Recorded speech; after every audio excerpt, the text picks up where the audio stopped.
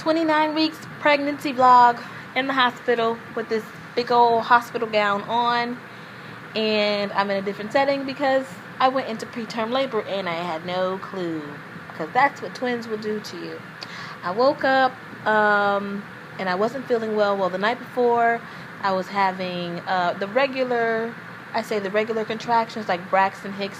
They're really tight, but there's like no abdominal pain or real labor pains, if you know what I mean. Real labor pains is like a lot of bear down type of pressure, almost like you have to take a massive poop. Okay, I'm just keeping it real. But I didn't feel that way. It was just like the regular run-of-the-mill Braxton Hicks, just tight pressure and maybe a little cramp. And I had the sweats. I was like sweating my life out, child. Like I had ran a mile. Some type of mile that you run when you're trying to raise money for sick children. That's the type of sweating I was doing. And somebody could have brought me a glass of water. I digress.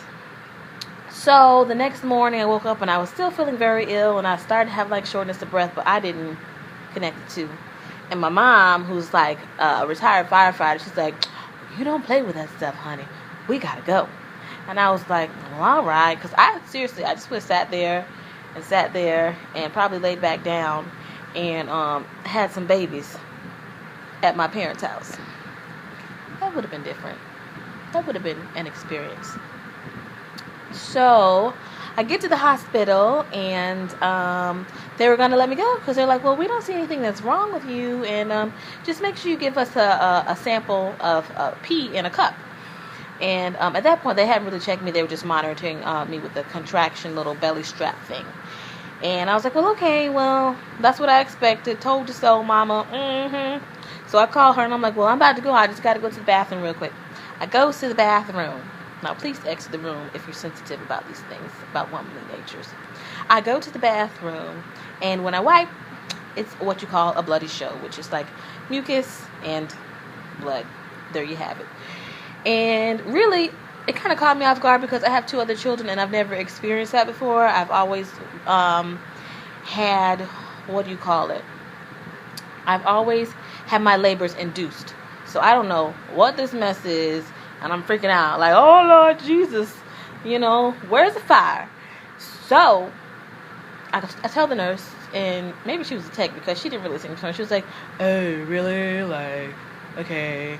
I was like, "Well, are you going to take the pee and, like, put the stick in there to see if there's any amniotic fluid?" Yeah.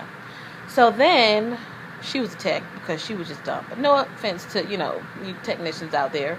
She just was maybe on a painkiller. So anyway, the nurse comes in, and they're switching shifts, and I say, "This is going on." She's like, "What?" She didn't tell me. I was, maybe she took a painkiller. So the nurse checked me, and she was like, "That's not right." And she's like, "I kind of feel something." I was like, what do you feel? And at that point, normally, if you've ever been checked by your doctor to see if your cervix is dilated, it's kind of painful if it's nothing going on there. It's like trying to stick something really huge in like a pinhole for your cervix.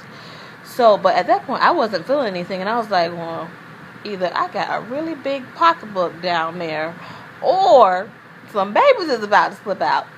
So she says, "You're dilated. You're like 2 centimeters, but I'm going to check because you might be a little bit more, but I don't know." So the doctor comes into the room immediately, and I'm like, oh my gosh. I'm just like trying not to panic and lose my cool. And she checks me, and she's like, she's 4 centimeters dilated. So they rushed me out of there on one of the wheelie carts, what you see out of something on Grey's Anatomy, honey. And they hooked me up to all these machines, and they put me on magnesium. Of course, your little saline drippity drip bag to hydrate yourself. And then I get a shot of steroids, which feels like I was branded in Texas that says Angus beef on your ass, because the stick hurts, but when they start putting the steroids in, it's like a fire that's lit. Seriously, a searing fire that's lit. And then the magnesium itself, it feels like somebody just set your ass on fire and wants you to become a little baby vampire like Bella from Twilight. And I was just like, oh my God, I am dying. Thought I was dying. But I'm alive. I'm alive. Okay? And I was on the mag for like 2 days. And when you're on the magnesium, it completely make you lose your ever-loving mind. Like, my eyes are already big, so I was like this, looking everywhere, and like couldn't control it. And couldn't control, you lose control of like your bladder. So I had to have a catheter in. Yes, I know. It's a lot of information. Let's just accept it. So that happened, and I wasn't able to get out of the bed for like the first 3 days, and they had me something called on a Trendelenburg, whatever. It's the position where your feet are higher than your head. And I was just really thirsty, burning up. Could use a glass of sweet tea and a large fan, which the hospital that I'm at, St. Vincent's, Jacksonville, Florida, they are really nice. They went and got me this really, really big fan. You see it right there? The nurse didn't really have to do that, but she did it. But she was like, but that doesn't come with the sweet tea. And yeah, so I was like doing that for a good straight 3 days. And now I'm able to get up and go pee when I'd like and wash my personal parts when I'd like, but it's immediately to lay back down and not put so much pressure or let gravity do its work with the baby, since I'm 4 centimeters dilated. And they check on the babies every day. They do like a non-stress test or whatever to see how they're reacting to the contractions, NST. And also while I'm here, I found out that I have gestational diabetes, which maybe could have been triggered by the 2 steroid shot that I got, because not only did I get that one, the next 24-hour period, they came and gave me another one in my arse. So I feel like a piece of, what do you call that? A good brand of meat. Angus beef. Sirloin, USDA, prime rib. You know, that they just really, really just did a number on me. And, yeah, and then I wasn't sleeping. And then when you come off the mag, you have all these crazy side effects. The magnesium, throwing up, just delirious, delusional. Just, it was crazy. But I'm here, and the goal is to make it 15 more days to get me to 32 weeks in pregnancy. So if the babies do come, their lungs will be developed. You know, they'll still be premature. I really don't want them to even come then. But if they come, God willing, after the 15 days. But, so yeah. Oh, and in the meantime, I chopped all my hair off, which was a good thing, because I don't know what I would do if I had long hair in the hospital. It would just be falling out.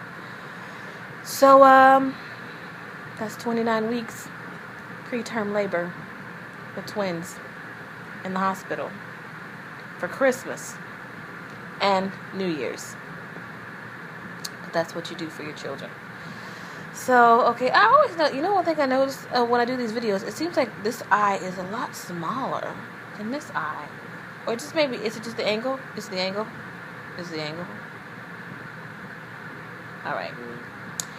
So, anyway, I will talk to you guys later. Leave me your questions, comments, concerns, maybe anything that you find out on Google about all the stuff that's happened to me, or maybe if it's happened to you or not. Or we can relate. Let's relate together. Okay? Toodles! I hate this big old thing. I'm not really this fat. Bye.